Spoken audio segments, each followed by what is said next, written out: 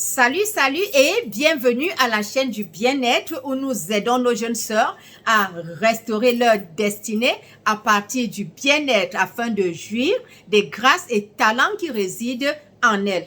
Pour vous qui êtes là depuis les débuts, mes sœurs, mes enfants, je vous dis merci, merci et que Dieu vous bénisse. Et pour vous qui êtes là pour la première fois, celle qui vous parle, c'est Maman Brigitte Monté. Alors, soyez les bienvenus.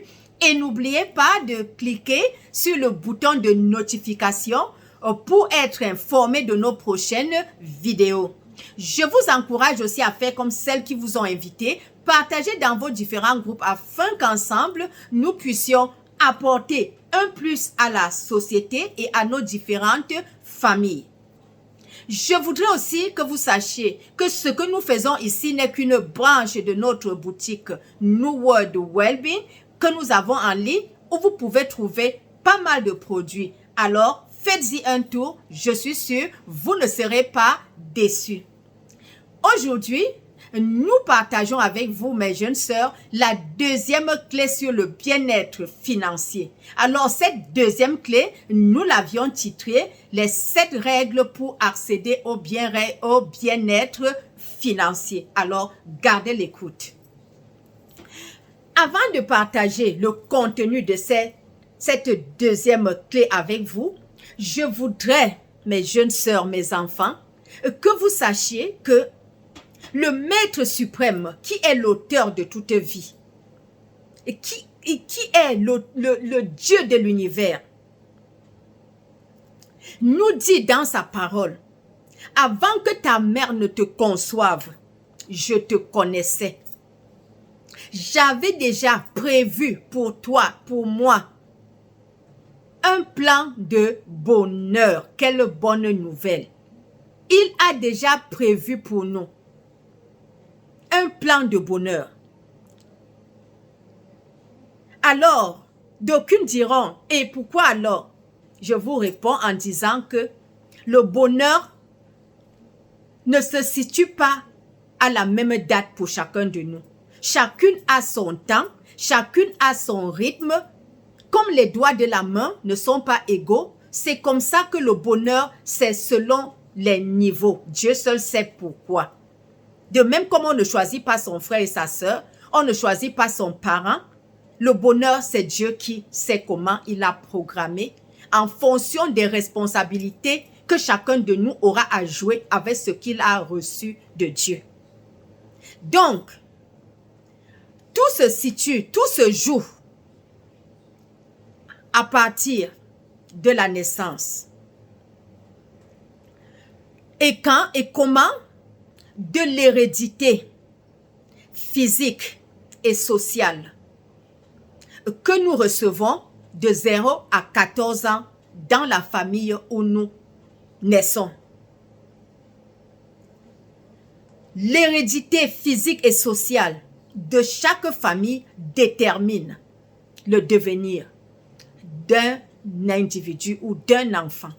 C'est très important.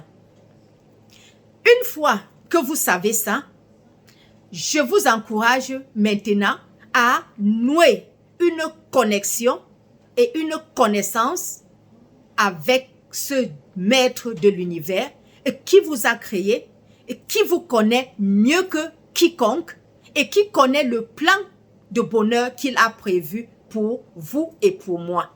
C'est la connexion avec ce maître qui va vous aider à accéder à ce bonheur qu'il vous a réservé. Parce que l'expérience a montré que certaines personnes qui n'ont pas ce contact avec lui, qui n'ont pas cherché à savoir quel est le bonheur que tu as prévu pour moi, courent sur le palier d'une autre personne. Après de longues années, se rendent compte que ce qu'eux ils poursuivaient n'était même pas destiné à eux et se retrouvent à la case de départ. Alors, cette connexion est très importante. Le deuxième point que je voudrais partager avec vous avant d'entrer dans la clé des 7 clés, règles, c'est aussi que l'argent liquide que toi et moi nous connaissions avant n'est pas le seul moyen pour accéder au bien-être financier. avec le Covid, nous avions compris que les entreprises que nous voyons là dehors n'appartiennent pas à une seule personne. Le nom que vous voyez à la tête peut être le nom du pionnier, celui qui a émis l'idée. Une fois qu'il a émis l'idée et que la banque découvre que c'est une bonne idée, la banque devient actionnaire en lui prêtant de l'argent. Quelqu'un d'autre devient actionnaire en apportant son cerveau collectif de ce qu'il connaît.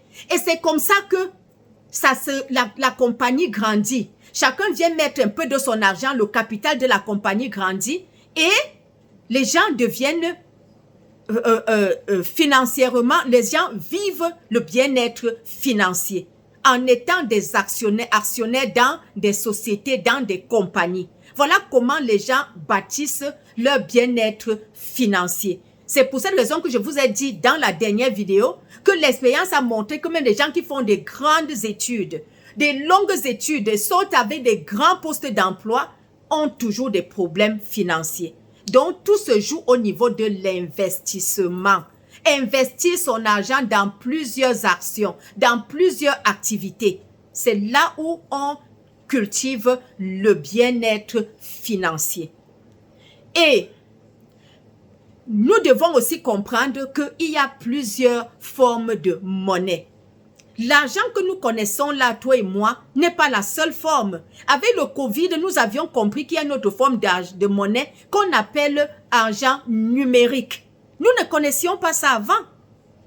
Alors, c'est autant de choses. C'est pour cette raison que je vous encourage à développer les temps de famille où vous partagez des nouvelles avec vos enfants pour ouvrir leurs esprits. Vous apportez, pourquoi pas, certains de ces argents à la maison. Vous les amenez à toucher, à palper, à découvrir. Ça va ouvrir l'esprit de vos enfants et ça leur permettra aussi de creuser leur méninge pour dire qu'est-ce que moi aussi je peux développer, qu'est-ce que je peux inventer. Ça, c'est l'importance de ce temps de famille que je vous encourage à instaurer dans vos maisons. Alors, pour entrer maintenant dans les 7 clés, les 7 règles pour accéder au bien-être social qui vous aideront vraiment à atteindre ce seuil, je vous parlerai de l'amour comme la règle numéro 1.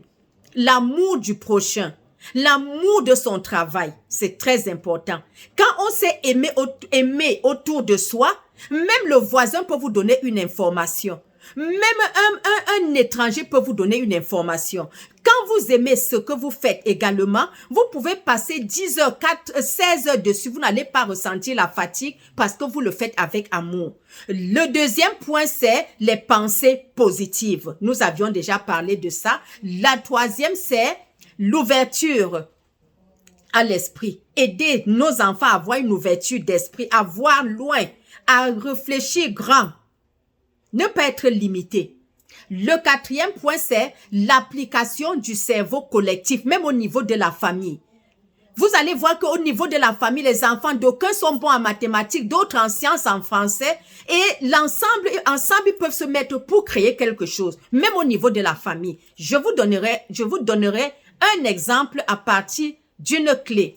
Le 5e point maintenant, c'est l'amour du travail supplémentaire. L'amour du travail supplémentaire, c'est le 5e point. Le 6e point, c'est la maîtrise de la peur.